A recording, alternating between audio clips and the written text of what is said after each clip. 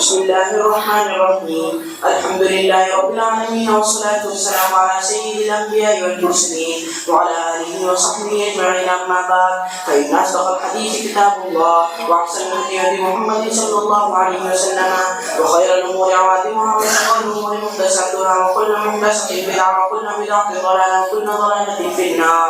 وبالسند المتصل بنا إلى الشيخ الإمام الإمام حافظ الحجة أمير المؤمنين في الحديث أبي عبد الله محمد بن إسماعيل بن إبراهيم بن المغيرة بن مردس بن جعفر اليماني البخاري رحمه الله تعالى. اللهم انفعنا بعلومه وعلوم أجمعين آمين يا رب العالمين. أنه قال: بسم الله الرحمن الرحيم. باب خوف المؤمن أن يحبط عمله وهو لا يشعر. وقال إبراهيم التيمي: ما عرضت قولي على عملي إلا خشيت أن أكون مكذبا. وقالت الملكة: أدركت 30 من أصحاب النبي صلى الله عليه وسلم كلهم يخاف النفاق على نفسه، ما منهم أحد يقول إنه على إيمان جبريل وميكائيل، ويذكر عن الحسن ما خافه إلا مؤمن ولا حزنه إلا منافق، وما يحذر من الإصرار على التقاطيع والعصيان من غير توبة لقول الله تعالى: ولم يصروا على ما فعلوا وهم يعلمون. بسم الله الرحمن الرحيم. الحمد لله رب العالمين والصلاة والسلام على سيد المرسلين وعلى آله وأصحابه أجمعين. باب خوف المؤمن أن يحبط عمله وهو لا يشكر. بزرگوں اور بھائیوں، پردہ نشین ہماری مائیں اور بہنیں، امام بخاری علیہ الرحمہ نے یہ باب قائم کیا ہے، اور اس باب کے دو مضمون ہیں۔ پہلا مضمون کا حاصل یہ ہے کہ مومن کو اس بات سے ڈرتا رہنا چاہیے کہ کہیں اس کے اعمال غارت نہ ہو جائیں، بیکار نہ ہو جائیں، اور اس کو پتہ بھی نہ چلے۔ کبھی کبھی ایسا ہوتا ہے مومن بہت ساری نیکیاں کر رہا ہے، نماز، روزہ، زکوٰۃ، حج، بہت سی خوبیاں ہیں، لیکن ادنا سے کوئی گناہ ایسا ہو جاتا ہے جس کی وجہ سے یہ سب کیا کرایا صاف ہو جاتا ہے۔ اس سے مومن کو ڈرنا چاہیے، اور یہ مضمون امام بخاری علیہ الرحمہ نے دراصل قرآن کریم کی ایک آیت سے ماخوذ یعنی حاصل کیا ہے۔ اللہ تعالیٰ نے ارشاد فرمایا: یا ایھا الذین آمنوا لا ترفعوا اصواتکم فوق صوت النبی ولا تجہروا له بالقول کجہر بعضکم لبعض ان تحبط اعمالکم وانتم لا تشعرون۔ اس آیت میں اللہ تعالیٰ نے یہ ہدایت دی ہے کہ ایمان والو، اپنی آواز کو نبی کی آواز پر بلند مت کیا کرو، بہت زور سے مت بولا کرو، نبی کے سامنے ادب سے تواضع کے ساتھ بولا کرو، اور نبی کو اس طرح مت پکارا کرو جیسے تم آپس میں ایک دوسرے کو پکارتے ہو۔ کہیں ایسا نہ ہو کہ تمہاری اس بے ادبی سے نبی کو تکلیف ہو جائے، اور اس تکلیف کی وجہ سے تمہیں پتہ بھی نہ چلے اور تمہارے سارے اعمال غارت ہو جائیں، بیکار ہو جائیں۔ یہ قرآن نے کہا ان تحبط اعمالکم۔ وہاں سے امام بخاری علیہ الرحمہ نے یہ عنوان لیا ہے کہ مومن کو ہر وقت یہ ڈر لگا رہنا چاہیے کہ میں جو کچھ کر رہا ہوں اللہ کرے کہ یہ بارگاہ خداوندی میں مقبول ہو جائے، کہیں ایسا نہ ہو کہ مجھ سے کوئی گناہ ہو اور یہ سارا کیا کرایا صاف ہو جائے، سب پہ پانی پھر جائے۔ اس سے مومن کو ڈرنا چاہیے۔ پھر اس کے ثبوت میں 3 آثار لے کر آئے ہیں، 3 بڑے بڑے بزرگ ہیں، ان کے قول نقل کیے ہیں۔ پھر دوسرا مضمون شروع کیا ہے، اور دوسرے مضمون کا حاصل یہ ہے کہ مومن کو ڈرانا چاہیے، اس کو بتانا چاہیے کہ کچھ ایسے گناہ ہیں کہ ان پر اصرار نہ کرے آدمی۔ بغیر توبہ کے اصرار کرنے سے بھی آدمی کو خطرہ رہتا ہے، اور اصرار کا مطلب کیا ہوتا ہے کہ آدمی کسی گناہ پر بالکل بے حیا ہو جائے اور جری ہو جائے، اس کو کبھی احساس تک نہ ہو میں یہ گناہ کر رہا ہوں۔ اس سے بھی آدمی کی نیکیوں پر پانی پھر جاتا ہے۔ تو 2 عنوان ہیں، ایک تو حبط اعمال سے مومن کو ڈرنا چاہیے، کہیں میرا عمل ضائع نہ ہو جائے، ایک عنوان یہ ہے، اور دوسرا یہ ہے کہ مومن کو یعنی عام آدمیوں کو اس بات سے ڈرایا جائے کہ کچھ معاصی ایسے ہیں کہ ان پر بندے کو اصرار نہیں کرنا چاہیے، اصرار کرنے سے نقصان ہوتا ہے۔ اس کے ثبوت کے لیے پھر آیت لے کر آئے، یہ ہوا مضمون پورا، عنوان پورا ہوا یہاں تک۔ اس کے بعد 2 حدیثیں نقل کی ہیں، میں ترجمے کے ساتھ ساتھ سب کو لے کے چلتا ہوں۔ باب خوف المؤمن، اگر مضاف کریں گے تو جر آ جائے گا۔ باب خوف المؤمن، مؤمن کے ڈرنے کا بیان، ان یحبط عملہ، اس بات سے کہ اس کا عمل حبط کر لیا جائے، غارت کر دیا جائے، ناکارہ کر دیا جائے، وہو لا یشعر، اور اس کو پتہ بھی نہ چلے، یعنی غیر شعوری طور پر، لا شعوری طور پر کبھی کبھی مومن کا عمل ضائع ہو جاتا ہے اور مومن کو پتہ ہی نہیں۔ اب اس کے ثبوت کے لیے 3 آثار ہیں۔ ایک بہت بڑے عالم گزرے ہیں اور فقیہ اور ثقہ عالم ہیں، ابراہیم تیمی کے نام سے، یہ واعظ تھے، تقریر کرتے تھے، لوگوں میں نصیحت کرتے تھے۔ ان کا قول آ رہا ہے، وقال ابراہیم التیمی، ابراہیم تیمی نے فرمایا، ما عرضت قولی علی عملی الا خشیت ان اکون مکذبا، دونوں طرح پڑھا جاتا ہے۔ میں نے جب بھی اپنے قول کو، اپنی بات کو اپنے عمل پر پیش کیا، مجھے اس بات کا اندیشہ ہوا کہیں میں مکذب نہ ہوں، کہیں میں جھٹلانے والا نہ ہوں۔ یہ بہت بڑے بزرگ تھے اور بہت بڑے فقیہ بھی تھے، عابد بھی تھے، لوگوں میں وعظ کہتے تھے۔ تو یہ کہہ رہے ہیں مجھے ہر وقت اس بات کا ڈر لگا رہتا ہے کہیں ایسا نہ ہو کہ میں بات تو کہتا ہوں اچھی اور میرا عمل رہتا ہو اس کے خلاف۔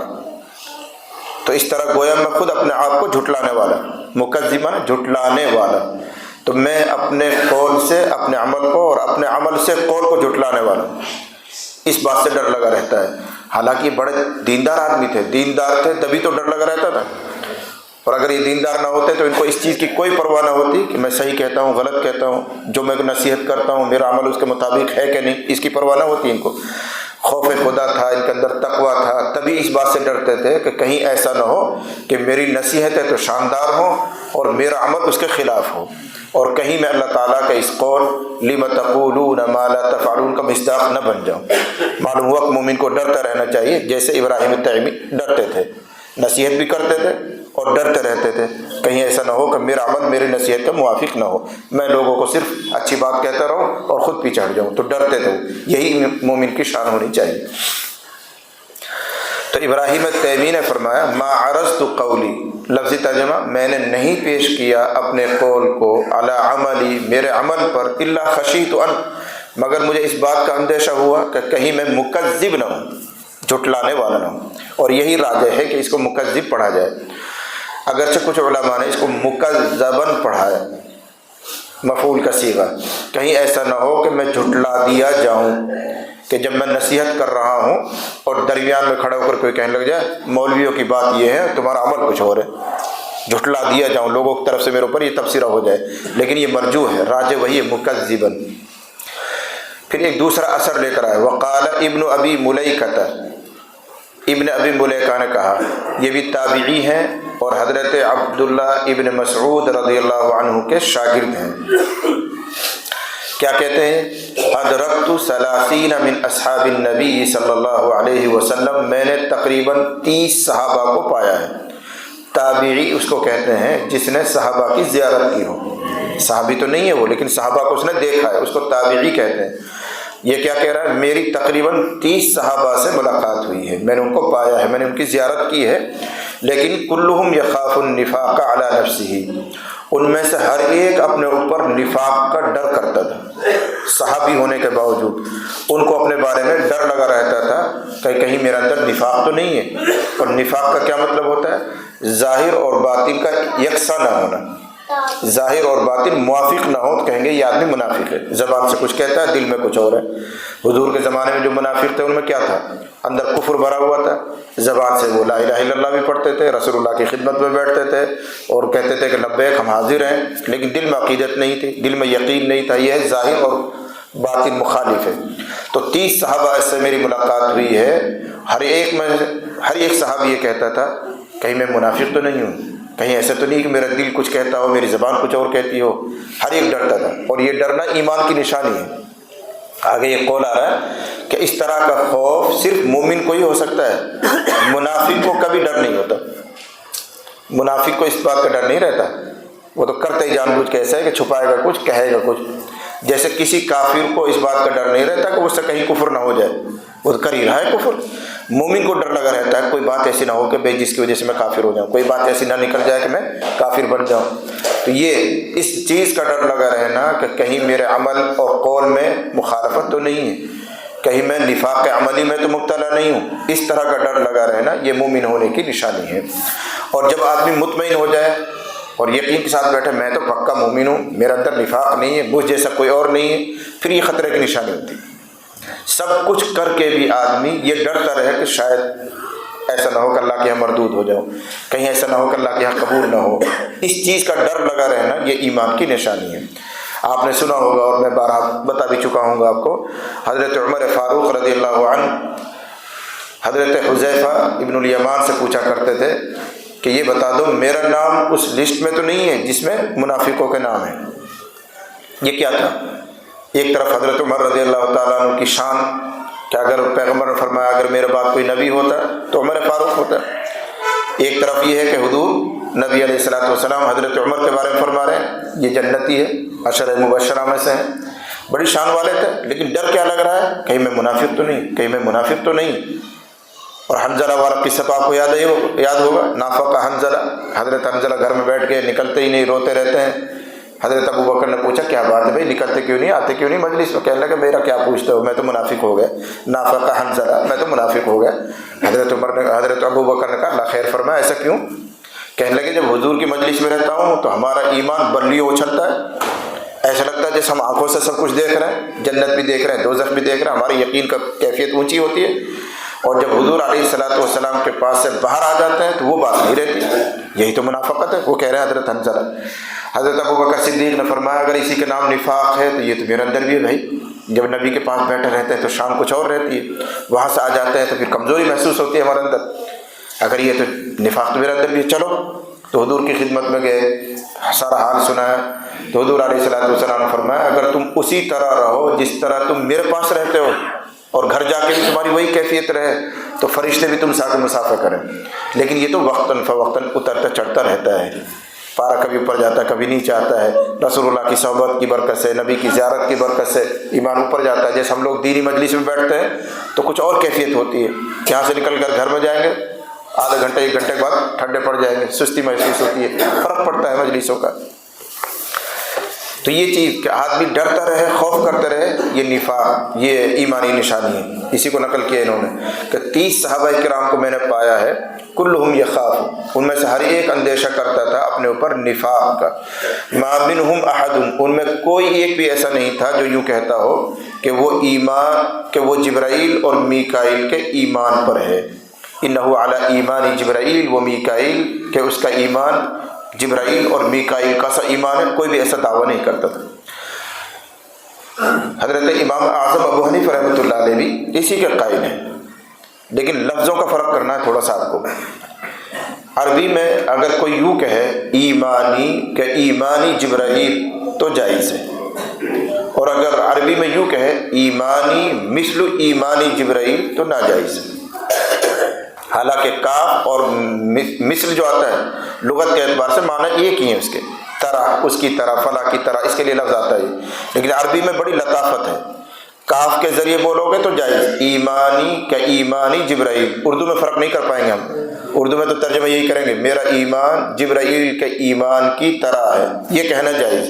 اور ایمانی مثل ایمانی جبرائیل، میرا ایمان جبرائیل کے ایمان کے مثل ہے، یہ کہنا جائز نہیں. کیوں؟ مثل کے لیے ایک چیز کو دوسری چیز کے ساتھ تشبیہ دینے کے لیے تمام صفات میں اشتراک ضروری ہے. اور کاف کے ذریعے جو کاف آیا ہے اس کے ذریعے اگر تشبیہ دینی ہو تو تمام صفات میں اشتراک ضروری نہیں ہے. کسی صفت میں بھی شرکت ہوتا ہے تو بھی کہہ دیتے ہیں کاف کے ذریعے. میں اردو میں ایک مثال سمجھاؤں. اگر کوئی آدمی بہت بہادر ہے، طاقتور ہے، ڈرتا ورتا نہیں، ہم عربی میں یوں کہہ سکتے ہیں فلان کل اسد، فلاں آدمی شیر کی طرح ہے. حالانکہ وہ شیر نہیں ہے، شیر کی طرح یہ کہنا جائز ہے، اس لیے ایک بہادری اس میں پائی جا رہی. لیکن فلان مثل الاسد، فلاں آدمی اسد کے مثل ہے، یہ نہیں کہہ سکتے، اس لیے کہ اس میں تمام صفات میں اشتراک نہیں ہے. وہ تو درندہ ہے، اس کے نوکیلے دانت ہیں، پنجے ہیں، وہ تو انسان کے بجائے حیوان ہے، جانور ہے. ان سب چیزوں میں تشبیہ دینی پڑے گی پھر آپ کو. تو تمام طرح اگر اشتراک ہو صفات میں تو لفظ مثل استعمال کرتے ہیں عربی زبان میں، اور کسی ایک جز میں تشبیہ پائی جائے، کسی ایک جز میں شرکت ہو جائے تو بھی لفظ کاف استعمال کر سکتے ہیں۔ تو حضرت امام اعظم ابو حنیفہ رحمۃ اللہ علیہ بڑی باریکی سے فرما رہے ہیں کہ ایمانی جبرائیل کہہ سکتے ہیں، ایمانی مثل ایمانی جبرائیل لا یجوز، جائز نہیں ہے۔ اسی وجہ سے بعض شارحین کو شبہ ہوا کہ امام بخاری علیہ الرحمہ یہ قول لا رہے ہیں امام ابو حنیفہ پر رد کرنے کے لیے، اس لیے کہ امام حنیفہ فرمایا کرتے تھے ایمانی کا ایمانی جبرائیل، لیکن غور کریں گے تو تردید نہیں ہوگی۔ کیوں نہیں ہوگی؟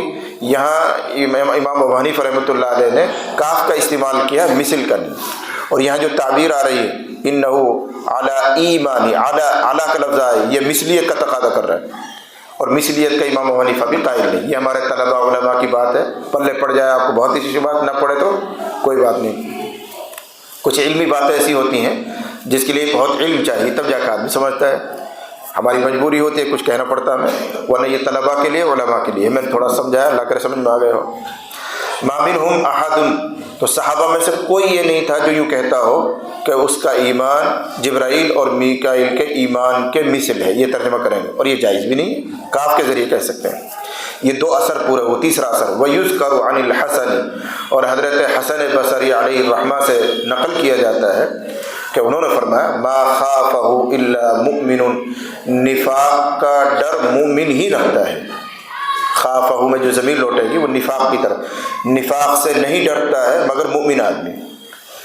ولا امینہ الا منافق، اور نفاق سے مطمئن اور مامون نہیں رہتا مگر منافق۔ جو منافق ہوگا اس کو نفاق کا ڈر نہیں لگے گا، جو مومن پکا مومن ہوگا اس کو ہر وقت ڈر لگا رہے گا، کہیں میں منافق تو نہیں ہوں، کہیں میری کوئی کمزوری تو نہیں، کسی عمل کی وجہ سے میرا عمل خراب تو نہیں ہو جائے گا، کہیں میں اللہ کے یہاں مردود تو نہیں ہو جاؤں۔ مومن کو یہ ڈر لگا رہتا ہے کہیں میں ناکام تو نہیں ہو جاؤں۔ جو منافق ہے اس کو یہ ڈر نہیں لگتا۔ یہ ایک عنوان پورا ہوا۔ اس کے بعد وما يحذر من الاسرار، اس کا عطف ہوگا اوپر جو آیا تھا باب خوف المؤمن، اس پر عطف ہوگا۔ وما يحذر، اور ان چیزوں کا بیان جس سے ڈرایا جاتا ہے۔ کس کو ڈرایا جاتا ہے؟ مومن کو۔ کیا چیز ہے؟ من الاسرار علی التقاتل والعصیان من غیر توبۃ، یعنی قتل و قتال اور عصیان پر اصرار کرنے سے بغیر توبہ کے۔ اللہ تعالیٰ کے اس ارشاد کی وجہ سے وَلَمْ يُصِرُّوا عَلَى مَا فَعَلُوا وَهُمْ يَعْلَمُونَ، اور یہ لمبی آیت کا آخری حصہ ہے۔ اس میں مومنوں کی صفات بیان کی گئی ہیں، مومن ایسے ہوتے ہیں، یوں خوبی ہوتی ہے، فلاں خوبی ہوتی ہے۔ ان میں سے آخری حصہ قرآن میں یہ آیا ہے کہ جب کبھی ان سے کوئی نادانی ہو جاتی ہے، کوئی گناہ ہو جاتا ہے تو وہ اصرار نہیں کرتے اس پر، فوراً اللہ کے سامنے لوٹتے ہیں، توبہ کرتے ہیں۔ اصرار کرتے رہنا یہ ایمان کے خلاف۔ کوئی گناہ نادانی میں کبھی ہو گیا، شہوت کے تقاضے سے ہو گیا، انسانیت کے تقاضے سے کوئی گناہ ہو گیا تو فوراً اس کو احساس ہوتا ہے، ڈرتا ہے، توبہ کرتا ہے۔ والذین اذا فعلوا فاحشة او ظلموا انفسهم ذکروا اللہ، اسی آیت کا یہ شروع حصہ ہے۔ وہ لوگ جو کوئی گناہ کام کر لیتے ہیں، بے حیائی کا کام کر لیتے ہیں تو فوراً ان کو اللہ یاد آتا ہے اب کیا ہوگا، تو روتے ہیں، دھوتے ہیں، توبہ کرتے ہیں، گناہوں پر اصرار نہیں کرتے۔ یہ ہے مومن۔ اور جن سے گناہ ہو گیا، پھر دوسرا، پھر تیسرا، پھر چوتھا، اور کبھی احساس تک نہیں جاگتا، کبھی ندامت نہیں ہوتی، ان کے ایمان کا خطرہ ہے، یہ نقصان عظیم میں ہے۔ اس سے بھی مومن کو ڈرایا جانا چاہیے۔ یہ کہہ رہے ہیں دو چیزیں، حبط اعمال سے ڈرے اور مومن کو ڈرائے اس بات سے کہ وہ گناہوں پر اصرار نہ کرے، گناہوں کے نقصانات ہوتے ہیں۔ اس کے بعد امام بخاری علیہ رحمہ دو حدیث ذکر کر رہے ہیں۔ رک کر یہاں سمجھنا ہے کہ یہ جو امام بخاری نے باب قائم کیا ہے اس کا پچھلے باب سے کیا تعلق ہے۔ پیچھے باب آیا تھا باب اتباع الجنائز من الایمان، جنازوں میں شریک ہونا، جنازوں کے ساتھ جانا یہ ایمانی نشانی ہے۔ پھر اس میں جو حدیث آئی اس میں یہ تھا کہ جو آدمی تدفین تک شریک رہتا ہے اور صرف ایمان اور ثواب کی امید کے طور پر، ایمان کے ساتھ ثواب کی امید لگا کر جنازے میں شریک ہوتا ہے اور تدفین تک رہتا ہے تو 2 قیراط ثواب ملتا ہے۔ یہ بیان پچھلی حدیث میں آیا تھا۔ تو اس میں کیا لفظ آ رہا ہے؟ ایمان کی حالت میں ثواب کی امید لگا کر، تو اس چھوٹے سے عمل پر بھی اللہ تعالیٰ 2 قیراط ثواب دیتا ہے۔ اب امام بخاری یہ سمجھانا چاہ رہے ہیں کہ بعض چیزیں ایسی بھی ہیں جو اس عظیم ثواب کو ضائع کر دیتی ہیں۔ یہی حبط عمل سے جوڑ ہے۔ حبط عمل کا باب پچھلے باب سے اس طرح جڑتا ہے۔ اور ایک عمومی مقصد ہے امام بخاری کا کہ جب حبت عمل ہوگا تو ایمان ناقص ہو جائے گا. بس معلوم ہوا کہ ایمان ناقص بھی ہوتا ہے. شروع میں انہوں نے دعویٰ کیا تھا الایمان یزید و ینقص، ایمان بڑھتا بھی ہے گھٹتا بھی ہے. تو جس کا حبت عمل ہوگا، کوئی نیکی ضائع ہوگی تو ظاہر بات ہے ایمان نہیں چاہ رہا ہے، اور اگر حبت عمل نہیں ہو رہا تو ایمان اس کا پورا ہے. یہ ثابت ہو گیا الایمان یزید و ینقص. اور ان دو مقصد کے علاوہ ایک تیسرا مقصد بھی امام بخاری کے ذہن میں ہے، مرجئہ لوگوں پر تردید کرنا. ایک فرقہ تھا مرجئہ، ان کا مطلب ہوتا ہے مرجئہ وہ لوگ ہیں جو یوں کہتے ہیں کہ نیکی کرنا تو فائدہ پہنچاتا ہے مومن کو، لیکن گناہ کرنے سے کوئی نقصان نہیں. نہ توبہ کی ضرورت ہے نہ کچھ اور ہے، ایمان ہے، نیکی کرے گا بہت اچھی بات، گناہ کر رہا ہے تو کوئی نقصان نہیں، صرف ایمان سے ہی نجات ہو جائے گی. یہ ایک لوگ تھے جن کا خیال ایسا تھا. امام بخاری حدیث لا رہے ہیں اور ان کی تردید کر رہے ہیں کہ تمہارا یہ کہنا کہ معصیت سے کوئی ضرر نہیں ہوتا، کوئی نقصان نہیں ہوتا، غلط ہے. حدیث شریف سے بات ثابت ہو رہی ہے کہ آدمی اگر گناہ کرتا ہے تو اس کا نقصان ہوتا ہے. اوپر بھی ثابت ہوا حبت عمل سے ڈرتا رہنا چاہیے، اور قتال ہے اور عصیان ہے اس سے مومن کو ڈرانا چاہیے. کیوں ڈرانا چاہیے؟ نقصان ہوتا ہے جبھی تو ڈرانا چاہیے. پھر صریح حدیث لے کر آ رہے ہیں جس سے معلوم ہوتا ہے کسی مسلمان کو گالی دینا یہ فسق ہے، اور اس کو قتل کرنا کفر ہے. یہ حدیث میں آئے گا. دیکھو، گالی دینا ایک گناہ ہے، قتل کرنا ایک گناہ ہے. قتل کی وجہ سے کفر کا حکم لگ رہا ہے، گالی دینے کی وجہ سے فسق کا حکم لگ رہا ہے. بس معلوم ہوا کہ معصیت نقصان پہنچاتی ہے، اور تم یہ کہہ رہے ہو گناہ کرنے سے کوئی نقصان نہیں ہوتا. حدیث تمہارے خلاف ہے. یہ تردید کرنا مقصد ہے امام بخاری کا مرجئہ لوگوں پر کہ گناہ سے نقصان ہوتا ہے. میں حدیث کا ترجمہ کر دوں، اس کے بعد عبارت پڑھیں گے. حدیث شریف میں آتا ہے، شعبہ کہہ رہے ہیں زبید سے نقل کرتے ہوئے کہ انہوں نے کہا کہ میں نے ابو وائل سے پوچھا تھا عن المرجئہ، مرجئہ کے بارے میں، وہی فرقہ مرجئہ کے بارے میں پوچھا تھا کہ ان کے خیالات صحیح ہیں کیا؟ وہ یوں کہتے ہیں کہ بھئی گناہ کرنے سے کوئی نقصان نہیں ہوتا، کیا ان کی یہ بات صحیح ہے؟ فقال، تو حضرت ابو وائل نے بیان کیا کہ مجھے بیان کیا حضرت عبداللہ ابن مسعود نے کہ نبی علیہ الصلوۃ والسلام نے فرمایا تھا سباب المسلم فسوق وقتالہ کفر. یہ جملے دلیل ہیں کہ مسلمان کو گالی بکنا یہ فسق ہے، دائرہ اسلام سے باہر نکلنا ہے. وقتالہ کفر، اور مومن کا قتل کرنا یہ کفر ہے. دیکھو، گالی بکنا ایک گناہ ہے، قتل کرنا ایک گناہ ہے، اور ان کی وجہ سے نقصان سنایا جا رہا ہے کہ گالی بکنے سے آدمی فاسق ہو جاتا ہے، اور مومن کو اس وجہ سے قتل کرنا کہ وہ مومن ہے، ایمان کی وجہ سے قتل کر دینا یہ آدمی کو کافر بنا دیتا ہے. تو نقصان ہو رہا ہے گناہ کی وجہ سے. تمہارا یہ کہنا کہ گناہ کرنے سے کوئی نقصان نہیں ہوتا غلط ہے. اس حدیث سے معلوم ہوا کہ نقصان ہوتا ہے. جی. وبه قال حدثنا محمد بن عمر قال حدثنا شعبة عن زبيد قال سألت أبا وائل عن المرجئة فقال حدثني عبد الله أن النبي صلى الله عليه وسلم قال سباب المسلم فسوق وقتاله كفر. اس کے بعد دوسری حدیث لے کر آ رہے ہیں، اور اس دوسری حدیث سے پہلا مدعا ثابت ہوگا. حبت عمل سے آدمی کو ڈرنا چاہیے. لف و نشر غیر مرتب ہے، یہ حدیث اہل علم سمجھ جاتا ہے. تو یہ دوسری جو حدیث آ رہی ہے باب میں جو دو عنوان تھے، پہلے عنوان سے متعلق ہے یہ حدیث جو نیچے آ رہی. اس کا حاصل یہ ہے کہ ایک مرتبہ رمضان میں نبی صلی اللہ علیہ وسلم اپنے گھر سے باہر نکلے صحابہ کو شب قدر کے بارے میں بتانے کے لیے کہ آج شب قدر ہے، آ جاؤ محنت کر لو، عبادت کر لو. تو گویا اس رمضان میں نبی صلی اللہ علیہ وسلم کو شب قدر کا علم دے دیا گیا تھا، تعین بتا دی گئی تھی. اسی کو بتانے کے لیے حضور باہر آئے. اتفاق سے دو صحابہ میں جھگڑا ہو رہا تھا، نام بھی ہے ان کا تو حدیثوں میں عبداللہ ابن ابی حضرت ایک کا نام ہے اور دوسرے کا نام اور ہے کعب ابن مالک. ان دونوں کو جھگڑا ہو رہا تھا، اور جھگڑا اس بات پر تھا حضرت کعب کا قرضہ تھا عبداللہ بن ابی حضرت پر، وہ ان سے مانگ رہے تھے، اسی میں وہ آواز بلند ہو رہی تھی ان سے. نبی آئے، ان دو صحابہ کا جھگڑا ہو رہا تھا، آپ ان میں لگے کیا بات ہے، کیوں جھگڑ رہے ہو؟ فلاں ہے. ان کا جی میرے پیسے لے رکھے ہیں، دیتا نہیں ہے، فلاں نہیں ہے. تو آپ نے حضرت کعب ابن مالک سے فرمایا تم ایسا کرو آدھا معاف کر دو، آدھا لے لو. ان کا جی آپ کے کہنے سے میں نے آدھا معاف کر دیا، لیکن یہ آدھا تو دے دے. اس نے فوری طور پر کہیں سے نظام کیا، آدھا قرضہ اس کا واپس کیا. اس کے نمٹانے میں حضور علیہ الصلوۃ والسلام کے ذہن سے وہ علم نکل گئے جو تعین بتلانے کے لیے آپ آئے تھے، اور یاد نہیں رہا کہ وہ آج کے بارے میں، یہ کل کے بارے میں، کب کے بارے میں اللہ نے کہا تھا، بھول گئے. اس سے کیا سمجھ میں آ رہا ہے کہ بعض چیزیں ایسی ہیں جن کی وجہ سے علم بھی اٹھا لیا گیا. معلوم ہوا کہ اثرات ہیں اعمال کے اندر. یہ جھگڑے کی نحوست ایسی ہے کہ اس نے علم کو اٹھا لی. جب علم اٹھ سکتا ہے تو دیگر اعمال دیگر نیکیاں بھی اٹھ سکتی ہیں. یہی حبت عمل ہے. حبت عمل کو ثابت کرنا چاہ رہے ہیں اس سے. لیکن یہاں رک کر سمجھیں اور تفصیل انشاءاللہ کتاب الصوم میں آئے گی. اس میں اللہ تعالیٰ نے بڑی خیر رکھی ہے. رسول اللہ صلی اللہ علیہ وسلم کو اسی رمضان میں شب قدر کی تعیین کا علم دیا گیا تھا. پوری زندگی کے لیے علم نہیں دیا گیا تھا.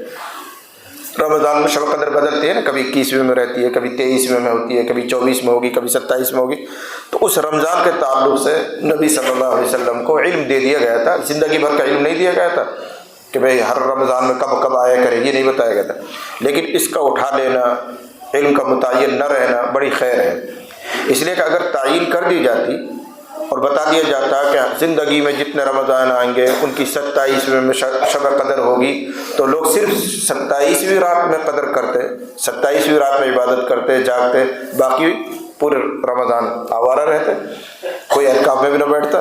اب اللہ تعالیٰ نے اس کو مخفی رکھا, چھپا لیا, تاکہ پورا رمضان کم از کم آخری عشرے میں لوگ محنت کریں, قدر کرنے والے قدر کریں, محنت کریں, عبادت کریں, تو ان کو زیادہ ثواب ملے گا. تو اللہ تعالیٰ نے اس کو اٹھایا, اس میں بھی کوئی خیر رکھی ہوئی ہے. جی. وبه قال حدثنا قتيبة بن سعيد حدثنا إسماعيل بن جعفر عن حميد عن أنس قال أخبرني عبادة بن صامت أن رسول الله صلى الله عليه وسلم خرج يخبر بليلة القدر فتلاحى رجلان من المسلمين فقال إني خرجت لأخبركم بليلة القدر فإنه تلاحى فلان وفلان فرفعت وعسى أن يكون خيرا لكم. دیکھو کیا فرما رہا ہے, وعسى أن يكون خيرا لكم, اور قریب ہے یہ بات کہ وہ اٹھایا جانا, علم کا اٹھا لینا وہ تمہارے لیے بہتر ہو. اس لیے کہ اب تم زیادہ محنت کرو گے, زیادہ قدر کرو گے. جی. میں نے اس کا ترجمہ اور زیادہ شرح اس لیے نہیں کی, کتاب الصوم میں یہ روایت دوبارہ آئے گی. جی. باب سؤال جبرائيل النبي صلى الله عليه وسلم عن الإيمان والإسلام والإحسان وعن الساعة وبيان النبي صلى الله عليه وسلم له. ثم قال جاء جبرائيل عليه السلام يعلمكم دينكم فجعل ذلك ظله دينا وما بين النبي صلى الله عليه وسلم لوفد عبد القيس من الإيمان وقوله تعالى ومن يبتغي غير الإسلام دينا فلن يقبل منه. یہ بھی ایک کافی لمبا عنوان ہے. جبرائیل امین کا نبی صلی اللہ علیہ وسلم سے ایمان, اسلام, احسان اور قیامت کے علم کے بارے میں سوال کرنا اور نبی صلی اللہ علیہ وسلم کا ان کو جواب دینا. پھر جبرائیل امین کا وہاں سے چلا جانا. پھر حضور نے فرمایا کہ وہ جبرائیل آئے تھے تمہیں تمہارا دین سکھانے کے لیے. یہاں رک کر سمجھنا ہے کہ امام بخاری کیا کہنا چاہ رہے ہیں. میں نے پیچھے بھی بتایا تھا کہ امام بخاری علیہ رحمہ کے نزدیک ایمان, اسلام, دین, تقوی سب ایک معنی میں ہے. یہاں بھی وہی دعویٰ ثابت کرنا چاہ رہے ہیں کہ دیکھو جبرائیل امین نے 4 باتوں کا سوال کیا تھا اور آخر میں حضور نے کیا فرمایا, جبرائیل اس لیے آئے تھے تاکہ تم کو وہ تمہارا دین سکھائیں. سب باتوں کو حضور نے دین کہہ دیا. بس معلوم ہوا کہ ایمان اور دین ایک ہیں, اسلام اور دین ایک ہیں, ان کو مترادف بنا دیا. امام بخاری کا دعویٰ کہ سب ایک ہی چیز ہے. جب ایمان, اسلام ایک ہی چیز ہے اور اسلام نام ہے اعمال کے مجموعے کا, بس جب اعمال زیادہ ہوں گے تو ایمان بڑھ رہا ہے, اعمال گھٹیں گے تو ایمان گھٹ رہا ہے. الایمان یزید و ینقص, یہ ثابت کرنا ان کا مقصد ہے. لیکن ہم اس میں نہیں پڑھیں گے, ہمیں تو نفس حدیث کو سمجھنا ہے. آپ کے لیے کہہ رہا ہوں, یہ جو حدیث شریف آ رہی ہے بڑی جامع حدیث ہے. اس کو محدثین نے ام السنہ, ام الاحادیث کا لقب دیا ہے. جیسے سورہ فاتحہ کو ام الکتاب کہتے ہیں, پورا قرآن شریف کا خلاصہ اور نچوڑ سورہ فاتحہ میں. ایسے ہی حضرت نبی کریم صلی اللہ علیہ وسلم نے امت محمدیہ کو جو تعلیمات دی ہیں ان کا سارا نچوڑ اور خلاصہ اس حدیث میں ہے. اس لیے اس کو کہتے ہیں ام الاحادیث, تمام حدیثوں کی ماں. کچھ لوگوں نے ام السنہ اس کو کہا, تمام سنتوں کی ماں. خلاصے کو کہتے ہیں, نچوڑ کو کہتے ہیں. یہاں اختصار ہے اور تفصیل کے ساتھ یہ مسلم شریف میں ہے اور اس کو بڑی اہمیت دی ہے. امام مسلم علیہ الرحمہ نے اپنی کتاب کا آغاز ہی اس حدیث سے انہوں نے کیا ہے اور ان کی نقل میں صاحب مشکات نے اپنی کتاب کا آغاز بھی اسی سے کیا. انما الاعمال بالنیات کے بعد دوسرے نمبر پر یہی حدیث آتی ہے. میں جو وہ تفصیلی روایت ذہن میں ہے میرے مسلم شریف میں, اسی کا خلاصہ میں آپ کو سنا رہا ہوں. ہوا یہ تھا کہ حضرت نبی کریم صلی اللہ علیہ وسلم صحابہ کے ساتھ بیٹھے ہوئے ہیں. اچانک ایک آدمی آیا اور کیسا, जवान ताकतवर हट्टा कट्टा आदमी, सिवादु शदीदु सिवादी शारी, सर के बाल एकदम काले, साफ सुथरे कपड़े और हट्टा कट्टा जवान आया और मजमे को ऐसे उसने फाड़ा, हाथ लगाया, मजमे को फाड़ता चीरता हुआ सीधा हुजूर अलैहिस्सलातु वस्सलाम के पास। अब लोग उनको बैठ बैठे देख रहे हैं कौन है कौन है। साहबा का तफसीर ये है कि हम में से कोई इसको पहचानता नहीं था कि ये कौन है, लेकिन कपड़ों की सफ़ेदी से ऐसा लग रहा था कि ये करीब का आदमी है। अगर ये दूर दराज से सफ़र करके आया होता तो कपड़े मैले हो जाने चाहिए। उस ज़माने में तो दगड़ों में से कच्चे रास्तों से सफ़र करते थे, ऊँटों पर बैठ के सफ़र करते थे। अगर ये 2-4 दिन की मसाफत से आया तो कपड़े गंदे होने चाहिए। कपड़े गंदे नहीं हैं, साफ़ सुथरे, इससे अंदाज़ा होता है कि ये कोई करीब का आदमी है। लेकिन हम में से कोई पहचानता भी नहीं इसको, इसलिए हैरान हो रहे हैं और एक दूसरे से पूछ रहे हैं कौन है, इशारों में पूछ रहे हैं। तो साहबान का भाई हम नहीं पहचान रहे कौन है, और इतना बेबाक है तो मजमे को चीरता फाड़ता हुआ सीधा हुजूर के पास। ये असल में हज़रत जिब्राइल थे जो इंसानी शक्ल में आए थे और अपना आप को मख्फी रखा छुपा के, इस तरह एक नई शक्ल में आ रहे हैं और आकर बैठे, इस तरह बैठे कि अपने दोनों घुटनों को नबी सल्लल्लाहु अलैहि वसल्लम के घुटने से लगा दिए, आके बैठे। तो ये भी एक तरह की बेअदबी सी थी, इतने करीब बैठ गए और घुटने से घुटने मिला दिए, ये नबी के घुटना है, ये जिब्राइल को, और आके बैठ गए। और आकर क्या कह रहा है, या मोहम्मद, हालांकि होना चाहिए या नबी अल्लाह, या रसूल अल्लाह, लेकिन ये सब वो तरीका इसलिए इख्तियार कर रहे थे ताकि लोगों को शुबह ना हो कि मैं कौन। जिब्राइल अमीन आते रहते हैं, हज़रत दिहिया कल्बी की शक्ल में आते रहते हैं, तो कहीं लोग समझ ना जाए, तो अपने हाल को छुपाना चाह रहे हैं जिब्राइल, इसलिए ऐसी हरकतें कर रहे हैं जिससे लोग समझे कि ये कोई बेचारा बद्दू है, देहात का आदमी है, अदब वदब जानता नहीं है ज़्यादा, इसलिए ऐसी हरकतें कर रहे हैं। मजमे को फाड़ा, सीधे हुजूर के पास गए, घुटने से घुटने मिला के बैठ गए। बाद रिवायतों में अपने दोनों हाथ हुजूर की रानों पर रख दिए, बजाय अपनी रान पर रखने के हुजूर के रान पर रख कर बैठ गए और कह रहे या मोहम्मद अखबिरनी, ए मोहम्मद मुझे बताओ। तो लोग क्या समझेंगे, ये कोई बेचारा अजनबी आदमी है, कहीं गाँव देहात का है, अदब वदब जानता नहीं, देखो कैसा के बात कर रहा है। और ये भी हिकमत थी कि इस तरह का अनोखे काम करेंगे तो लोग मुतवज्जे होंगे, भाई ये क्या कर रहा है, कैसी बात कर रहा है, तो हर एक देखेगा, हर एक सुनने की कोशिश करेगा।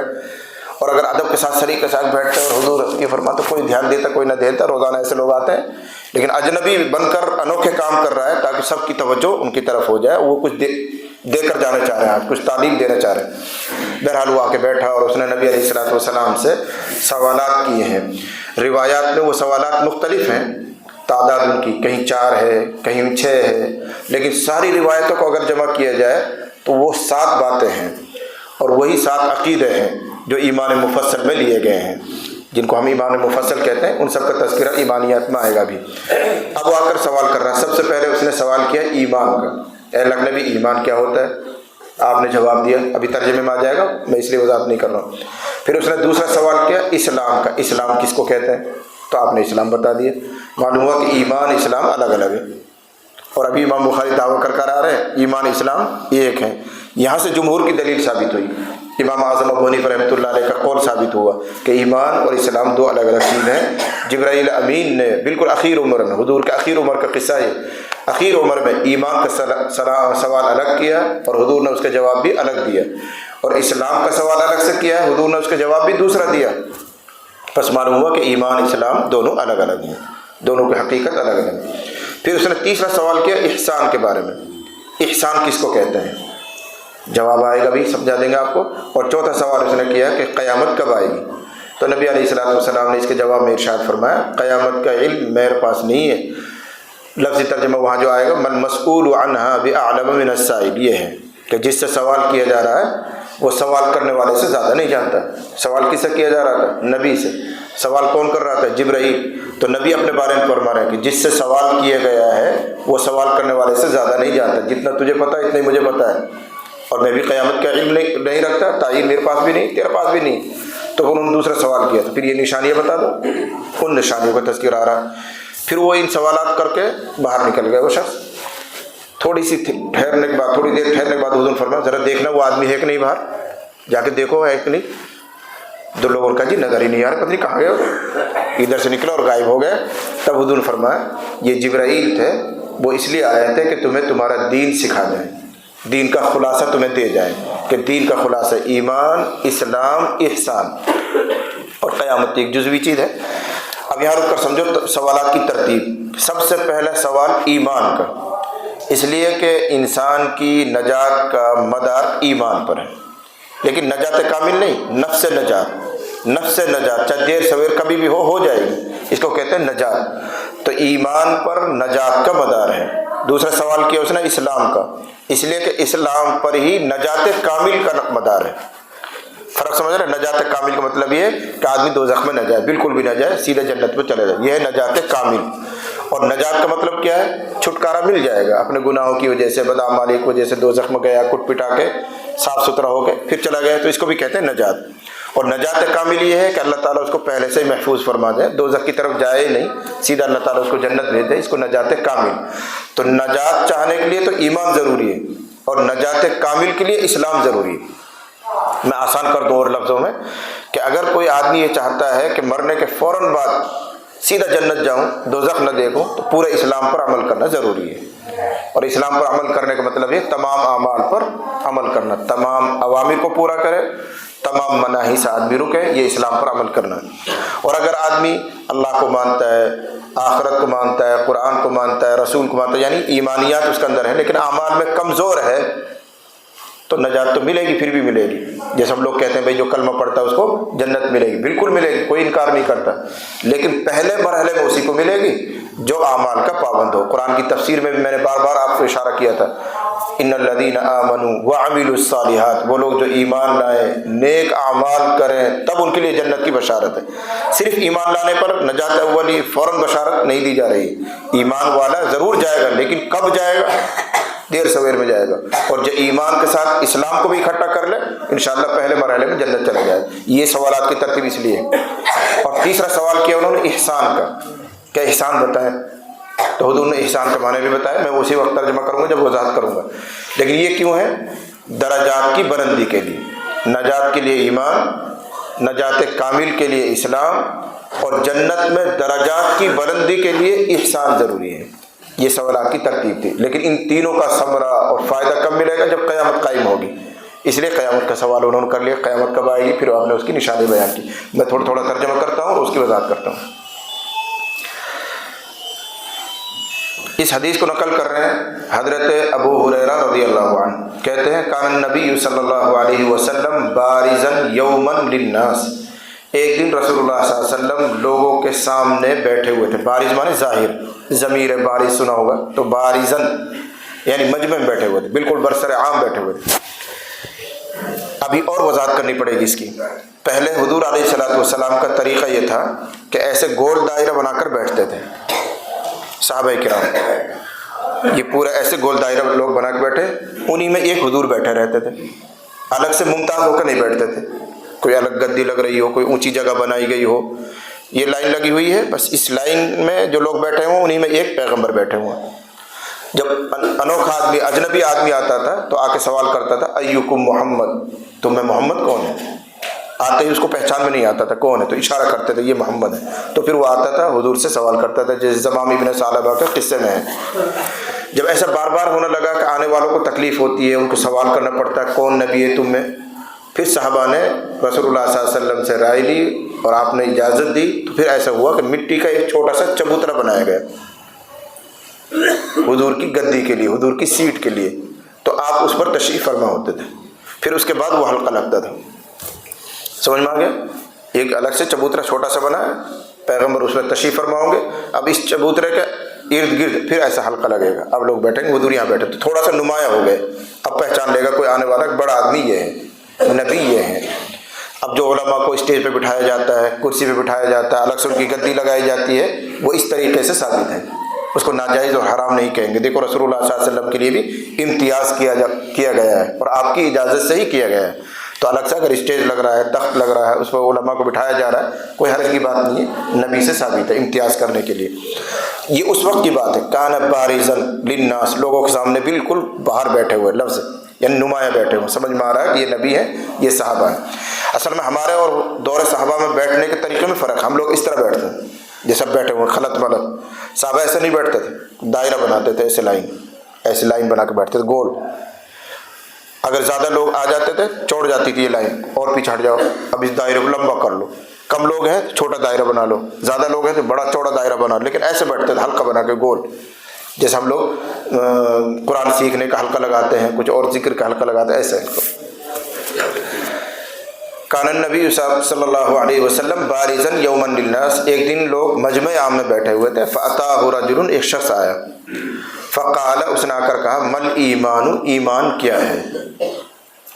آپ نے جواب دیا، الایمان ان تؤمن باللہ و ملائکتہ، ایمان یہ ہے کہ تو یقین کرے اللہ پر، یہاں لغت کے معنی میں ہے، ایمان یہ ہے کہ تم یقین کرو اللہ پر، اس کے فرشتوں پر۔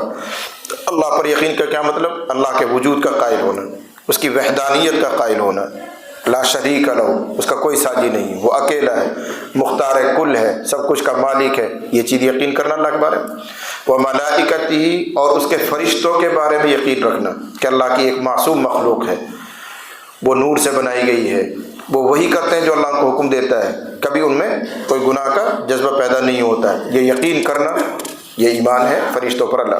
وہ بلقائہ، اور اللہ سے ملنے کی امید رکھنا، اللہ سے ملنے پر یقین کرنا، یعنی مرنے کے بعد دوبارہ زندہ ہوں گے، اللہ کے سامنے پیش ہوں گے، یہ لقاء ہے۔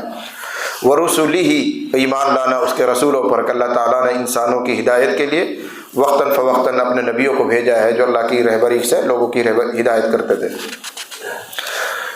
وَتُؤْمِنَ بِالْبَعْثِ، اور یہ کہ تم ایمان لاؤ بعث پر، بعث مانے زندہ کر کے اٹھانا۔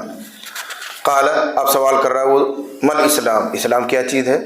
تو آپ نے فرمایا، الاسلام ان تعبد اللہ ولا تشرک به وتقیم الصلاۃ وتؤدی زکاۃ المفروضہ، اسلام یہ ہے کہ تم اللہ کی عبادت کرو اور اللہ کے ساتھ عبادت میں کسی کو شریک نہ ٹھہرو، وہاں عقیدے میں شرکت، یہاں اعمال میں، عبادت میں شرکت مراد ہے۔ اسلام یہ ہے کہ تم عبادت کرو اللہ کی، عبادت مطلب وہی اللہ کی اطاعت کرنا، جو حکم دے اس کو ماننا، اور اس عمل کرنے میں شریک نہ کرو، ریاکاری نہ کرو۔ وتقیم الصلاۃ، خاص طور سے نماز کا تذکرہ ہے، نماز قائم کیا کرو، نماز فرض زکوٰۃ جو اس کو ادا کرو، رمضان کے روزے رکھو۔ اب اس پر یہ سوال بھیجا ہے کہ حج کا تذکرہ نہیں آیا، فلاں چیز کا تذکرہ نہیں آیا، اس لیے کہ امام بخاری علیہ الرحمہ نے یہ روایت دوسرے مقامات پر بھی نقل کی ہے، وہاں پر زکوٰۃ کے بعد حج کا بھی تذکرہ ہے۔ اس لیے یہ جو سوالات ہوتے تھے طلبہ کرتے تھے کہ صاحب یہاں اعمال اسلام کا ذکر ہے لیکن یہاں حج کا تذکرہ نہیں، تو ان کے لیے عرض کر رہا ہوں کہ یہ اگلی جب صفحات میں یہ حدیث آئے گی تو وہاں حج کا بھی تذکرہ موجود ہے۔ قال، اس نے تیسرا سوال کیا ہے، مل احسان، احسان کیا ہے؟ اس کو خاص طور سے سمجھیں آپ لوگ، احسان کیا ہے؟ ایمان کو بھی آپ جانتے ہیں، اسلام کو بھی آپ جانتے ہیں، تو اب تیسرا سوال وہ کر رہا ہے کہ احسان کیا ہے؟ احسان کا لفظی ترجمہ ہے اچھا کرنا، عمدہ کرنا، یعنی بندہ جو کام کرے اس کو محض اللہ کے لیے کرنا، اور اس طرح کرنا کہ گویا ہم اللہ کو دیکھ رہے ہیں، ایسا استحضار، ایسا یقین اور ایسا خشوع اور خضوع کے ساتھ عمل کرنا جیسے ہم اللہ کو دیکھ رہے ہیں۔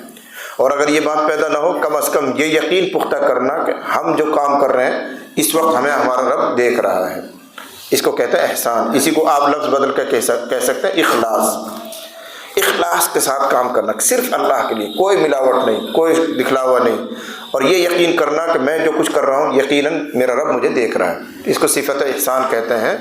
اور اسی کو لفظ بدل کر تصوف کہتے ہیں، جو ہمارے یہاں بزرگوں کے یہاں خانقاہ لگتی ہے، اس میں پھر جو محنت کروائی جاتی ہے، ریاضت کروائی جاتی ہے، ذکر و اذکار بتائے جاتے ہیں، ان سب کا مقصد ہی آدمی میں احسان پیدا کرنا، اخلاص پیدا کرنا، یہ کیفیت پیدا کرنا کہ آدمی کو لگے میں اللہ کے سامنے ہوں، اللہ مجھے دیکھ رہا ہے۔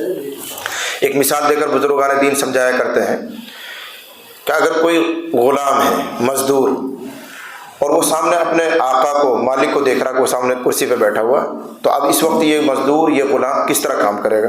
یہ کیفیت الگ ہوگی، ذرا بھی چوک نہیں کرے گا، ہوشیاری کے ساتھ کام کرتا رہے گا، ایک منٹ کی چوری نہیں کرے گا۔ اور اگر وہ یہاں سے آقا کھڑے ہو کے چلے جائے کہیں اور، تو نکمہ جو مزدور ہوگا وہ سست پڑ جائے گا، آہستہ آہستہ کام کرے گا۔ دوسری شکل یہ ہے کہ آقا سامنے نہیں ہے لیکن مزدور کو یقین ہے کہ کہیں نہ کہیں سے میرا آقا مجھے دیکھ رہا ہے، کیمرے کے ذریعے دیکھ رہا ہے، موبائل کے ذریعے دیکھ رہا ہے، کہیں نہ کہیں سے مجھے دیکھ رہا ہو۔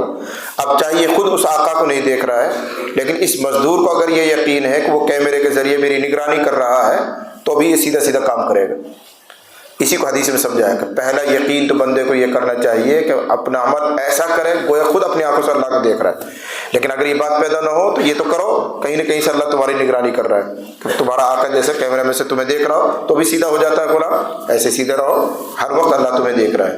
اگرچہ اس سے اوپر کی کیفیت تو یہ ہے کہ بندہ اس طرح عمل کرے کہ میں اللہ کو دیکھ رہا ہوں, میرا آقا میرے سامنے ہے. اس کو احسان کہا گیا ہے. تو حضور نے اس کا جواب فرمایا ان تعبد اللہ کأنک تراہ, احسان یہ ہے کہ تم اللہ کی عبادت کرو گویا کہ تم اللہ کو دیکھ رہے ہو. فإن لم تکن تراہ, اگر تم نہیں دیکھ رہے ہو فإنہ یراک, وہ تو دیکھ ہی رہا ہے. اس میں تو شبہ کی گنجائش ہی کیا. قالت, وہ آنے والا جو شخص تھا اس نے چوتھا سوال کیا متی الساعہ, قیامت کب ہے. اس لیے کہ ان تینوں چیزوں کا فائدہ قیامت کے بعد ظاہر ہوگا. اعمال ہے, ایمان ہے, احسان ہے, ان سب کا نتیجہ تو قیامت کے بعد ظاہر ہوگا. اس لیے وہ کہہ رہا قیامت کب آئے گی. تو آپ علیہ الصلوۃ والسلام فرمایا مل مسئول بأعلم من السائل, مسلم شریف کی روایت میں وہ ہے مل مسئول عنہا بأعلم من السائل. روایات کا فرق ہوتا ہے. تو جس سے سوال کیا گیا ہے وہ سائل سے زیادہ نہیں جانتا ہے. وَسَأُخْبِرُكَ عَنْ أَشْرَاطِهَا, ہاں میں تجھے اس کی نشانیاں بتاتا ہوں. حضور فرما رہے ہیں, حالانکہ بعض روایات میں اس آنے والے نے خود نہیں پوچھا تھا کہ اگر آپ قیامت کو نہیں جانتے تو اس کی نشانیاں بتا دیجیے. تو پیغمبر علیہ الصلوۃ والسلام نے نشانیاں بتائی. بہت سی نشانیاں ہیں ذخیرہ حدیث میں. اس موقع پر کیا نشانیاں آپ نے بیان کی. اذا ولدت الامۃ ربها ربتها, اس طرح روایت ہے, مشہور روایت وہی مسلم شریف کا الفاظ ہے ربتها, جب باندی اپنے مالک کو جنے. اس کے کئی مطلب محدثین نے بیان کیے ہیں. آسان سا مطلب یہ ہے کہ اولاد بدتمیز ہو جائے اور اولاد اپنے ماں باپ پر ایسا ہی حکم چلائے جیسے شوہر اپنی بیوی پر حکم چلاتا ہے. بعض روایتوں میں یہاں اس طرح لفظ ہے اذا ولدت الامۃ بعلها, تو ان سب کو ملائیں گے تو خلاصہ ہی نکلتا ہے کہ اولاد اتنی بدتمیز ہو جائے کہ اپنی ماں سے اپنے باپ سے اس طرح بات کرتا ہے, ان پر اپنی حکومت ایسا چلاتا ہے جیسے خود یہ آقا ہو. تو گویا باندی جن رہی ہے اپنے آقا کو, مالکن کو, اولاد ہونے کے باوجود وہ اس پر حکومت چلائے. آج تو عام سی بات ہو گئی. اذا ولدت الامۃ ربها. نمبر 2 وَإِذَا تَطَاوَلَ رُعَاةُ الْإِبِلِ الْبُهْمُ الْبُهْمِ, اگر اس کو ابل کی صفت بنائے تو بہمی, اور اگر اس کو صفت بنائے رعات کی تو البہم. لیکن مشہور قرات وہی ہے, بہمی پڑھیں گے, الابل کی صفت بنائیں گے. اور الابل البہمی کا مطلب ہوتا ہے سیاہ اونٹ, اور عرب والوں کے یہاں سیاہ اونٹ ادنا مال ہے اور سرخ اونٹ وہ قیمتی مال ہے. ادنا مال کی تشبیہ دی کہ سیاہ رنگ کے اونٹوں کو چرانے والے جن کے پاس کچھ نہیں, قلاش کالے کالے سے اونٹ ہیں جن کی قیمتوں میں کوئی خاص نہیں آتی تھی اس زمانے میں, تو کالے رنگ کے اونٹوں کے چرانے والوں کو جب تم دیکھو کہ وہ عمارتوں میں ایک دوسرے سے آگے بڑھ رہے ہیں.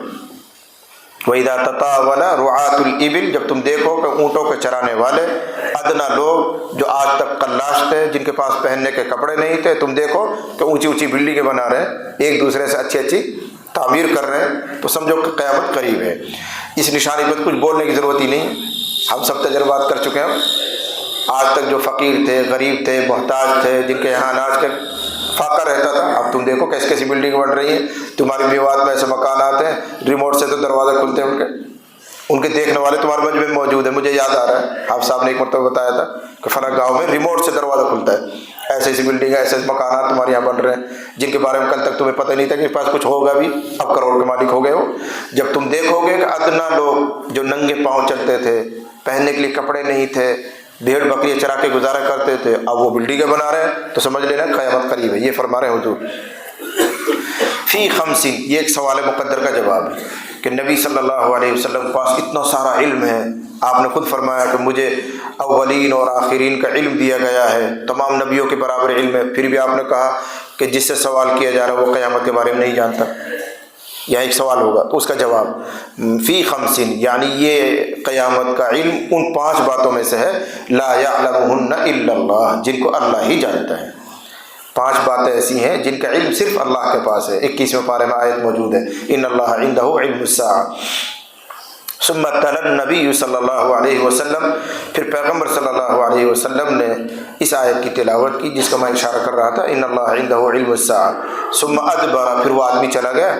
حضور علیہ الصلوۃ والسلام نے فرمایا ردو، اس کو واپس لاؤ بھائی، دیکھو کہیں ہے تو دوبارہ بلا کے لاؤ۔ لوگ گئے دوڑے دوڑے تو لوگوں نے اس کو نہیں دیکھا۔ فقال ھذا جبرائیل، تو حضور نے فرمایا تھا یہ جبرائیل تھے، جاء تشریف لائے تھے، یعلم الناس دینہم، تاکہ لوگوں کو ان کا دین سکھلائے۔ یہ امام بخاری کی دلیل ہے، یہ جملہ کہ سب باتوں کو حضور نے دین کہا ہے، حالانکہ اس میں ایمان کا بھی سوال ہے، اس میں اسلام کا بھی سوال ہے، احسان کا بھی سوال ہے۔ بس معلوم ہوا کہ ایمان، اسلام، تقوی یعنی احسان، یہ سب مترادف لفظ ہیں، ایک جیسے ہی ہیں۔ قال ابو عبداللہ، امام بخاری فرما رہے ہیں جعل ذلک کلہ، حضور نے ان سب کو من الایمان، ایمان میں گردانا ہے، بس معلوم ہو کہ مترادفات میں سے ہیں۔ جی وبه قال حدثنا مسدد قال حدثنا اسماعيل بن ابراهيم اخبرنا عبد الحيان التيمي عن ابي زرعه عن ابي هريره قال كان النبي صلى الله عليه وسلم بارزا يوما للناس فاتاه رجل فقال ما الايمان؟ قال الايمان ان تؤمن بالله وملائكته ولقائه ورسله وتؤمن بالبعث. قال ما الاسلام؟ قال الاسلام ان تعبد الله ولا تشرك به وتقيم الصلاه وتؤدي الزكاه المفروضه وتصوم رمضان. قال ما الاحسان؟ قال ان تعبد الله كانك تراه فان لم تكن تراه فإنه يراك. قال متى الساعة؟ قال ما المسؤول بأعلم من السائل. سأخبرك عن أشراطها. إذا ولدت الأمة ربها وإذا تطاول امرأة لبني في البنيان في 5 لا يعلمهن إلا الله. ثم تلا النبي صلى الله عليه وسلم إن الله عنده علم الساعة. ثم أدبر فقال ردوه فلم يروا شيئا. فقال هذا جبرائيل جاء يعلم الناس دينهم. قال أبو عبد الله جعل ذلك كله من الإيمان. ایک باب اور پڑھ لیجیے، صرف عبارت پڑھنی ہے، اس لیے کہ یہ حدیث تفصیل سے پیچھے گزری، میں تھوڑا سا آپ کو سمجھا دوں، اشارہ کر دوں۔ کتاب الوحی میں ایک حدیث آئی تھی جس میں ہرقل بادشاہ نے ابو سفیان سے 11 سوالات کیے تھے۔ آپ کو یاد ہوگا حضور علیہ الصلوۃ والسلام نے دعوتی خط بھیجا تھا، تو ہرقل نے کہا تھا کہ میں پہلے اس شخص کے بارے میں تحقیق کر لوں جس نے یہ خط بھیجا ہے۔ تو آپ علیہ الصلوۃ بادشاہ نے قیصر نام تھا اس کا، قیصر روم کہتے ہیں، تو اس نے وہاں باقاعدہ تلاش کروایا کہ عرب سے، مکے سے آئے ہوئے کچھ لوگ ہیں کہ نہیں، تو معلوم ہوا کہ ایک قافلہ آیا ہوا ہے۔ اس قافلہ کے سردار ابو سفیان تھے، اس وقت تک کہ مسلمان نہیں ہوئے تھے، تو اس پورے قافلے کو طلب کیا گیا، ابو سفیان کو آگے بٹھایا، ساتھیوں کو پیچھے بٹھایا تھا، یاد آ رہا کچھ، اور 11 سوالات حضور نے کیے تھے، وہ والی حدیث ہے۔ اس میں سے ایک ٹکڑا یہاں نقل کر رہے ہیں، اس لیے مجھے ترجمہ و شرح کرنے کی کوئی ضرورت نہیں۔ جی باب وبه قال حدثنا ابراهيم بن حمزه قال حدثنا ابراهيم بن سعد بن صالح عن ابن هشام عن عبيد الله بن عبد الله ان عبد الله بن عباس اخبره قال اخبرني ابو سفيان بن حرب ان هرقل قال له سالتك هل يزيدون ام ينقصون فزعمت انهم يزيدون وكذلك الايمان حتى يتم وسالتك هل يرتد احد سقطا لدينه بعد ان يدخل فيه فزعمت ان لا وكذلك الايمان حين تخالط بشاشته القلوب لا يسقط احد. ایک باب اور تاکہ اگلی جمعرات کو پورا ہو جائے کتاب الایمان۔ جی باب فصل من استبرأ لدینہ، جس نے اپنے دین کو پاک اور صاف کر لیا، اس میں ملاوٹ نہ رکھی۔ کس چیز سے پاک صاف ہوتا ہے؟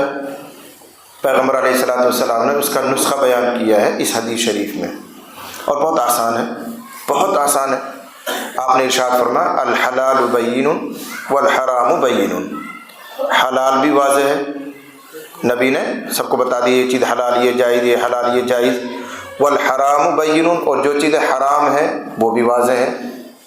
تھوڑا سا نیچے اتر کر یوں کہہ دیجئے اب علماء نے کتاب لکھ کر وعظ اور تقریر کے ذریعے سب چیزیں تمہارے سامنے واضح کرتی ہیں کہ یہ حلال ہے اور یہ حرام ہے۔ وبینہما مشتبہات، ان کے درمیان کچھ مشتبہ چیزیں ہیں، شبہ والی، جن کے بارے میں آدمی کو یہ پتہ نہیں چلتا یہ حلال ہے یہ حرام ہے۔ زمانہ ترقی کر رہا ہے، نئی نئی چیزیں سامنے آئیں گی، تو یہ کیا ہے، نئی چیز سامنے آتے شبہ پیدا ہوگا، بھئی یہ حلال میں سے ہے یہ حرام میں سے ہے، یہ ہے مشتبہات۔ پیغمبر صلی اللہ علیہ وسلم نے ارشاد فرمایا جو ان مشتبہات کے بارے میں یہ طریقہ اختیار کرے، بھئی پہلے معلوم کر لیں، تحقیق کر لیں، اگر جائز ہوگی تو اختیار کریں گے، ناجائز ہے تو نہیں اختیار کریں گے۔ جو ایسا کرے گا وہ اپنے دین کو بچا لے گا، اور جو اس چکر میں پڑ جائے ارے ابھی تو کھا لو، ابھی تو استعمال کر لو، بعد میں تحقیق کر لیں گے، اور بعد میں تحقیق کی اور پتہ چلا کہ وہ حرام تھی، تو اب کیا کرے گا؟ تم تو اپنی عزت کو دین کو داؤ پہ لگا چکے۔ تو مومن کی سوچ یہ ہونی چاہیے کہ جس چیز کے بارے میں واضح طور پر پتہ ہے کہ یہ حلال ہے استعمال کرو، اور جس چیز کے بارے میں واضح طور پر پتہ ہے کہ یہ حرام ہے دور رہو، اور جس کے بارے میں کچھ پتہ ہی نہیں تو اب طریقہ یہ ہے کہ انتظار، توقف، جب تک علماء فتویٰ نہ دے دیں جائز ہونے کا اس وقت تک استعمال نہیں کریں گے۔ علماء جب کہہ دیں بھائی جائز ہے تو استعمال کریں گے، علماء یوں کہتے ہیں کہ نہیں ناجائز ہے نہیں استعمال کریں گے۔ ایسا کرنے والا اپنے دین کو بچا لے گا، یہ ہے استبرالی دین ہی۔ پھر پیغمبر صلی اللہ علیہ وسلم نے اس کو ایک مثال سے سمجھایا۔ اس کو سمجھنے کے لیے تھوڑا سا آپ تفصیل درکار ہے ذہن میں رکھیں کہ پہلے زمانے میں بادشاہ ہوتے تھے، اب تو جمہوریت کا نظام آ گیا، پہلے بادشاہ ہوتے تھے اور جانوروں کا زمانہ ہوتا تھا، گھوڑے پالتے تھے، اونٹ پالتے تھے، جہاد میں جنگ میں وہی کام آتے تھے۔ تو بادشاہ کے مخصوص جانوروں کے لیے ایک چراگاہ بنائی جاتی تھی، 10 کیلو 20 کیلو 50 کلومیٹر کتنا دائرہ وہ خاص کر دیا جاتا تھا کہ بادشاہ کے جو جانور ہیں، اونٹ ہیں، گھوڑے ہیں، جو جنگ میں کام آتے ہیں، وہ اس چراگاہ میں چریں گے۔ اس کی نشاندہی کر دی جاتی ہوگی، جیسے آج کل تار کشی کر دیتے ہیں، دیوار لگا لیتے ہیں۔ اس دائرے سے باہر جو جگہ ہے وہ عام لوگوں کی چراگاہ ہے، وہ اپنے جانور چرائیں، کوئی بھی کچھ بھی کریں۔ اب پیغمبر مثال دے رہے ہیں کہ جو چرواہا اپنے جانوروں کو اس چہار دیواری یا جو نشان لگایا گیا بادشاہ کی چراگاہ کے اس نشان کے قریب قریب رکھے گا تو خطرہ ہے کہ کبھی نہ کبھی اس کا جانور ادھر منہ مار دے گا، بادشاہ کی خاص چراگاہ میں اس کا جانور گھس جائے گا، اور جیسے ہی اس کے جانور گھسرے گا پولیس والے پکڑیں گے، اس کے جانور پہ بھی قبضہ کریں گے، اس چرواہے کی پٹائی کریں گے۔ تو جان بچانے کا طریقہ کیا ہے؟ جو یہ چراگاہ ہے بادشاہ کی، اس کا جو نشان لگا ہوا ہے، اس نشان سے، اس چہار دیواری سے، اس تار کشی سے دور ہی چرا اپنے جانوروں کو۔ تھوڑا بہت اگر وہ بہک بھی جائے گا تو اپنے جانور کو پکڑ تو لے گا، 1 کیلو 2 کلومیٹر 2 کلومیٹر چرائے گا تو ڈر نہیں رہے گا چراگاہ میں گھسنے کا، قریب قریب چرائے گا تو گھسنے کا ڈر رہے گا۔ تو جس طرح سلامتی اس میں ہے کہ اپنے جانوروں کو بادشاہ کی مخصوص چراگاہ سے دور رکھو تو تمہارا مال بھی بچا رہے گا، تمہاری جان بھی بچی رہے گی۔ ایسے یہاں آ جاؤ کہ جو مشتبہات ہیں ان سے دور ہی رہو تو ایمان بھی بچا رہے گا، دین بھی بچا رہے گا۔ اور اگر ان مشتبہات کے قریب قریب چلو گے، ہو سکتا ہے کسی مشتبہ کو تم اختیار کر لو اور تمہیں پتہ بھی نہ چلے اور تمہارا اعمال ضائع ہو جائے۔